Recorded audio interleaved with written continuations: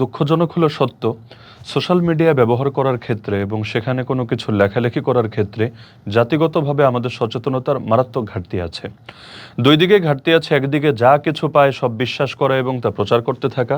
আর দ্বিতীয় ঘাটতি হলো, বহু মানুষ এমন আমরা দেখেছি রিয়েল লাইফে, তাদের সাথে আপনি যদি বসেন কথাবার্তা বলেন, তাদের মতো ভদ্র, সভ্য এবং শিষ্টাচার সম্পন্ন দ্বিতীয় কাউকে আপনার কাছে মনে হবে না।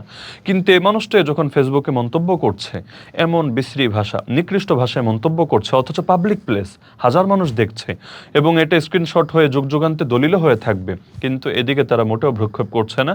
তারা যা মুখে আসছে বলে দিচ্ছে এবং সেখানে কোনো দায়বদ্ধতাও কাজ করছে না। সামনাসামনি একজন আরেকজনকে কথা বলতেও হাজারবার ভেবে নেয়, বিবেকের বিভিন্ন দায়বদ্ধতা থাকে। সোশ্যাল মিডিয়া সেটাও থাকছে না। সম্প্রতি আপনি যে মন্তব্যের কথা বললেন, যে মাওলানার কথা বললেন, তিনি হেফাজতে ইসলামের, আমি নিশ্চিতভাবে জানি না, কিন্তু তার প্রোফাইলে লেখা যে তিনি কেন্দ্রীয় প্রচার সম্পাদক এবং ব্রাহ্মণবাড়িয়া জেলার সাংগঠনিক সম্পাদক।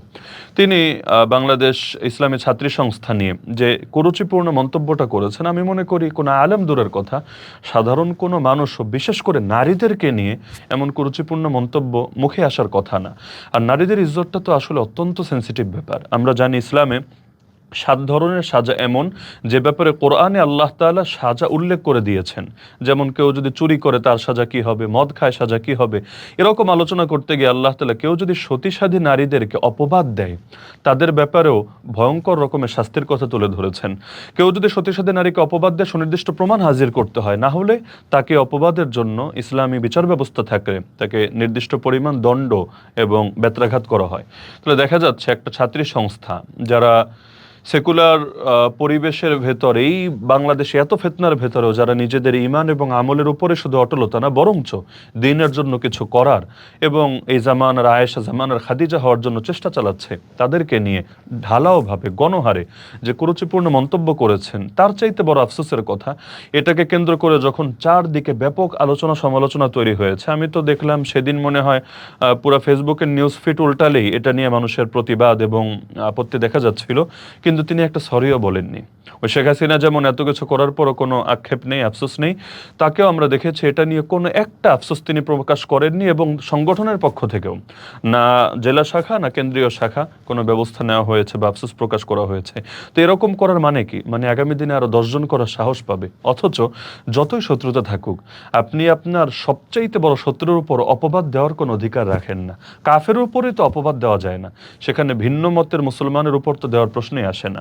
আর সবচাইতে আফসোসের ব্যাপার, বাংলাদেশে যদিও সংখ্যা বিবেচনা করলে ইসলামের পক্ষের লোকের সংখ্যাটা বেশি, কিন্তু আমরা দেখি এখানে সেকুলার, নাস্তিক, বামপন্থী, তাদেরই মিডিয়ার মধ্যে এবং সব জায়গায় তাদের হাইপটাই বেশি। তো এর কারণে বড় একটা ক্ষতি যেটা হচ্ছে, এই বিষয়গুলোকে কেন্দ্র করে দিন শেষে ক্ষতি কিন্তু ইসলামের হচ্ছে। নাস্তিকরা হাসাহাসি করছে, বামরা তাদের একটা রসদ যোগাচ্ছে। তা আপনার সাথে আমার ভিন্ন মত, এমনকি শত্রুতা থাকতে পারে, কিন্তু এটা যদি আমাদের নিজেদের ভেতরে সীমাবদ্ধ থাকে, ইসলামের দুশমনরা সুযোগ পাবে না। কিন্তু আমরাই যখন কাদা ছোড়াছুড়ি করব, দিন শেষে কেউ লাভবান হবে না। এজন্যই আমরা দেখি এই মাটির পরতে পরতে ইসলাম আছে এবং এই দেশের অধিকাংশ মানুষ ইসলামকে এবং আলেমদেরকে ভালোবাসে।